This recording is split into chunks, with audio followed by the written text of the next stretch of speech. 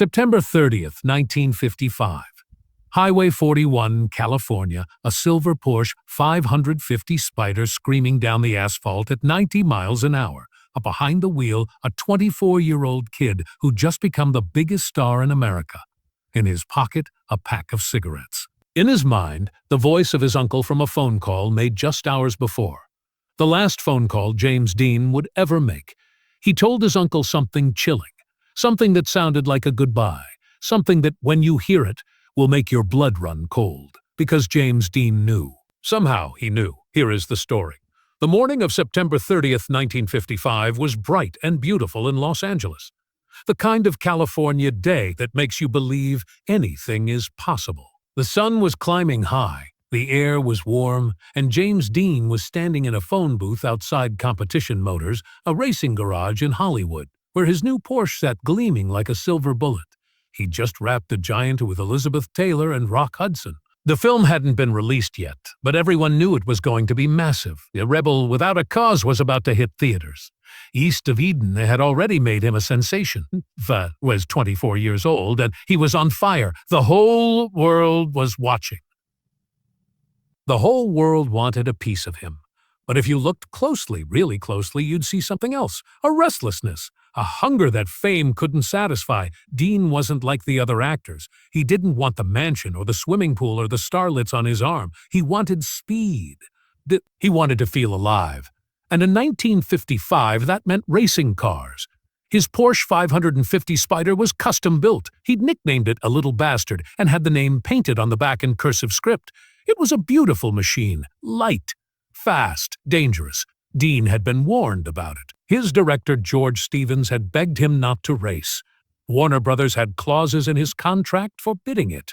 Even Alec Guinness, the legendary British actor, had looked at the car just a week earlier and told Dean with a strange certainty that if he got in that car, he'd be dead within the week.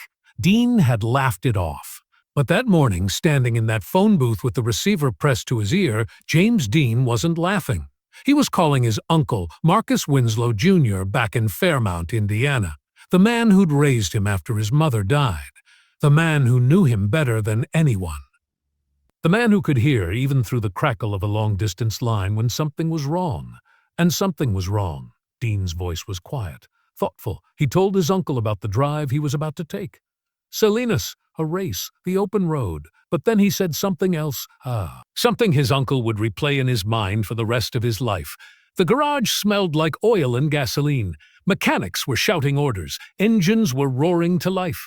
But in that phone booth, for just a moment, James Dean was alone with his thoughts. And those thoughts were heavy. To understand that phone call, you need to understand James Dean. Not the icon. Not the poster on a million-bedroom walls, the boy. He was born in Marion, Indiana, on February 8, 1931. His mother, Mildred, adored him. She read him poetry, took him to plays, taught him to dream big. But when James was 9 years old, she died of cancer, and everything shattered. His father, Winton, couldn't cope, couldn't raise a boy alone. So he sent James back to Fairmount, Indiana, to live with his aunt and uncle, Hortense and Marcus Winslow. And that farm became James Dean's world. Marcus Winslow was a Quaker, a quiet, steady man who believed in hard work and humility. He taught James to milk cows, to mend fences, to be self-reliant. But he also let the boy be himself. When James wanted to act in school plays, Marcus drove him to rehearsals. When James wanted to ride motorcycles, Marcus didn't stop him. He understood that James had a fire inside him that couldn't be tamed, but that fire came with a cost. James Dean was haunted by his mother's death, haunted by the feeling that he'd been abandoned, haunted by the constant gnawing fear that life was short and he was running out of time. He threw himself into acting, moved to New York, studied under Lee Strasberg at the Actors Studio, lived in a tiny apartment, eating canned food, sleeping on a mattress on the floor. He was obsessed, driven, and when Hollywood finally noticed him when Elia Kazan cast him in The East of Eden, James Dean didn't just act, he bled. He became Cal Trask, the tortured son desperate for his father's love, and audiences saw something real, something raw, something they'd never seen before. But fame didn't heal him. If anything, it made the void deeper. By September 1955, James Dean was exhausted, He'd shot 3 films back to back. He was drinking too much, sleeping too little, and he was racing, always racing, because when he was behind the wheel, when the engine was screaming and the world was a blur, he felt free. His uncle Marcus worried. They'd talk on the phone every few weeks, and Marcus could hear it in James's voice. The weariness, the recklessness. He'd tell James to slow down, to take care of himself, to remember where he came from. But James Dean wasn't the kind of man who slowed down. Quick question. Have you ever had a secret that was eating you alive? A feeling you couldn't shake no matter how hard you tried? Let us know in the comments. On the morning of September 30th, James Dean made that call, not because he had to, but because he needed to. He needed to hear his uncle's voice. He needed to connect with the one place that had ever felt like home, and he needed to say goodbye. Marcus Winslow was in the barn when the phone rang. It was mid-morning in Fairmount, and he'd been working since dawn. He walked into the house, wiping his hands on his overalls, and picked up the receiver. Uncle Marcus? The voice on the other end was soft, almost hesitant. "Jimmy, good to hear from you, son." They talked for a few minutes. Small talk. How's the farm? How's the weather? But Marcus could sense something beneath the words. A weight, a sadness. Then James said, "I'm heading up to Salinas today. Got a race." Marcus felt his stomach tighten. He'd heard about the Porsche, heard about the speed. He'd told James before to be careful, but he knew his nephew. Knew that telling James Dean to be careful was like telling the wind to stop blowing. "You be safe now, Jimmy," Marcus said. "That car of yours, it's too fast." There was a pause. A long, heavy pause. And then James Dean said something that would haunt Marcus Winslow for the rest of his life. "I don't think I'm going to make it back from this one, Uncle Marcus." Silence. Pure silence. Marcus gripped the phone tighter. "What did you say?" I said, "I don't think I'm coming back." James's voice wasn't panicked. It wasn't dramatic. It was calm, resigned, like he was stating a fact. "Jimmy, what are you talking about?" Marcus's voice cracked. "You're just nervous. You're tired. Maybe you shouldn't go." "No, I'm going," James interrupted. "I have to. But I just wanted to call you. Wanted to hear your voice." Marcus tried to speak, but the words caught in his throat. He wanted to yell, to beg, to demand that James get out of that car and come home. But he knew it wouldn't matter. James Dean had made up his mind. "I love you, Uncle Marcus," James said quietly. Thank you for everything. For everything." "I love you too, son," Marcus whispered. And then the line went dead. Marcus stood there holding the phone, staring at the wall. His hands were shaking, his chest was tight. He told himself it was nothing, just James being dramatic. The boy always had a flair for the theatrical, but deep down, Marcus knew. He knew. That afternoon, James Dean climbed into his Porsche 550 Spyder. His mechanic, Rolf Wutherick, was in the passenger seat. They pulled out of competition motors and headed north on Highway 99. The plan was to drive to Salinas, about 300 miles north, for a weekend race. Dean was in high spirits. He stopped for gas, joked with the attendant, got pulled over for speeding, and laughed it off. But as the sun began to dip toward the horizon, as the shadows grew long across the highway, something changed. At 5:45 p.m., James Dean was driving east on Highway 46, approaching an intersection near Cholum, California. He was doing 90 miles an hour, maybe faster.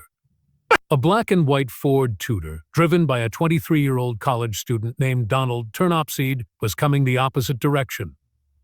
Turnipseed began to turn left across the highway, heading toward the town of Fresno. He didn't see the silver Porsche. James Dean saw the Ford. He had seconds, maybe less. He hit the brakes, swerved, but there was no time. The Porsche slammed into the side of the Ford with a sickening crunch of metal and glass. Rolf Wutherick was thrown from the car. He survived. Donald Turnipseed walked away with minor injuries. James Dean was trapped in the wreckage. His neck was broken. His chest was crushed. By the time the ambulance arrived, he was barely breathing. He was pronounced dead at 6:20 p.m. at Paso Robles War Memorial Hospital. He was 24 years old. Back in Fairmount, Indiana, Marcus Winslow was sitting on his porch when the call came. A reporter, asking for a statement, asking if it was true. Marcus didn't answer. He just hung up the phone and wept, because he'd known. From the moment James had said those words, Marcus had known. For decades, Marcus Winslow kept that phone call to himself. He didn't talk about it with reporters, so didn't share it with biographers. It was too painful, too private. The last words of a boy he'd loved like a son. But in the years before Marcus died, he finally opened up. He told a close family friend about that morning. About the call, about the eerie, chilling certainty in James Dean's voice. I don't think I'm going to make it back from this one. The question that haunted everyone was simple. How did James Dean know? Some said it was a premonition, a sixth sense. Dean had always been sensitive, almost mystical in his thinking. He'd studied bullfighting and Eastern philosophy. He believed in fate, in destiny. Maybe in those final hours he simply felt it. Others pointed to Alec Guinness. Just days before the crash, Guinness had warned Dean about the Porsche, told him it was cursed, told him he'd be dead within a week. Had those words planted a seed in Dean's mind? Had he internalized the prophecy and, consciously or not, made it come true? And then there were the darker theories. Some believed James Dean was suicidal, that the call to his uncle was a veiled goodbye, that the crash wasn't an accident at all, but a young man so consumed by pain and emptiness that he chose to end it on his own terms. But Marcus Winslow never believed that. He knew James.